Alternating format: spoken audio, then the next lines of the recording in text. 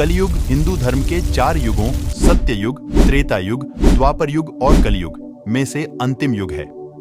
कलयुग का नाम कली से लिया गया है, जो झूठ, छल और अधर्म का प्रतीक है।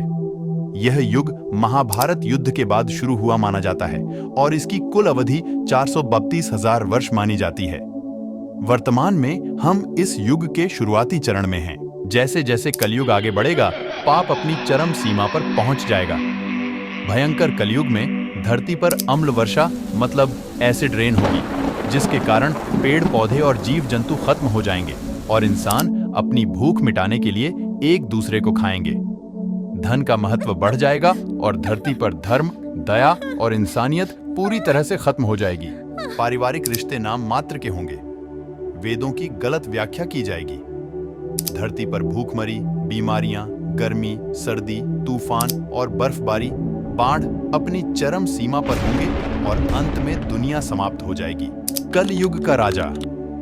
कलयुग के राजा का उल्लेख कली के रूप में किया गया है, जो एक राक्षस के रूप में चित्रित किया गया है। वह अधर्म, अज्ञानता और पाप का प्रतीक है। कली वह शक्ति है जो कलयुग में बुराई, झूठ और अधर्म को बढ़ावा देती है। जब भगवान कृष्ण ने द्वापर युग के अंत में पृथ्वी छोड़ी, तब कली ने कलयुग की शुरुआत की। कली का उद्देश्य अधर्म, अज्ञानता और बुराई को फैलाना था। कली ने अपने प्रभाव से समाज में झूठ, चोरी, हिंसा और अन्य अनैतिक कार्यों को बढ़ावा दिया। उसने लोगों के मन में लोभ, ईर्ष्या और घृणा के बीज बोए। लोग धर्म और सत्य के मार्ग से भटक गए और भौतिक सुख सुविधाओं में लिप्त हो गए। जैसे जैसे लोग अधर्म के रास्ते पर बढ़ते रहेंगे, कली और शक्तिशाली होता रहेगा। कैसे होगा कलयुग का अंत? यदा यदा हि धर्मस्य ग्लानिर्भवति भारत, अभ्युत्थानम धर्मस्य तदात्मानं सृजाम्यहम्, परित्राणाय साधूनां विनाशाय च दुष्कृताम्, धर्म संस्थापनार्थाय संभवामि युगे युगे। अर्थ, प्रभु श्री कृष्ण अर्जुन से कहते हैं, हे अर्जुन, जब जब धर्म की हानि और अधर्म की वृद्धि होती है, तब तब मैं प्रकट होता हूं। कल युग कहें या अधर्म युग कहें, इसका अंत करने के लिए भगवान विष्णु कल की अवतार में जन्म लेंगे। वे एक ब्राह्मण परिवार में जन्म लेंगे, जिनके माता पिता का नाम विष्णु यशा और सुमति होगा। उनका जन्म शंभल ग्राम उत्तर प्रदेश में होगा। कल की अवतार एक श्वेत घोड़े पर सवार होंगे और उनके हाथ में एक प्रज्वलित तलवार होगी। कली और कल्कि के बीच युद्ध एक विशाल और भयानक युद्ध भूमि में होगा।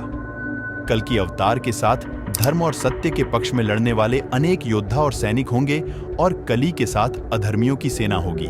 यह युद्ध पूरे विश्व में फैले अधर्म के खिलाफ होगा। यह युद्ध तब तक चलेगा जब तक कल की अवतार पृथ्वी पर मौजूद सभी दुष्टों और पापियों का संहार नहीं कर देते। वे अन्याय और अधर्म का नाश करेंगे और धर्म की स्थापना करेंगे। इससे सत्य युग का प्रारंभ होगा, जो 4 युगों में पहला और सबसे पवित्र युग है। कलियुग के अंत की यह कहानी यह संदेश देती है कि समय के चक्र में अधर्म और पाप का अंत होकर धर्म और सत्य की जीत होती है।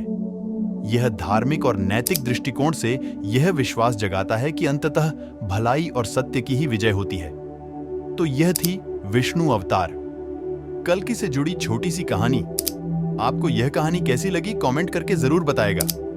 धन्यवाद।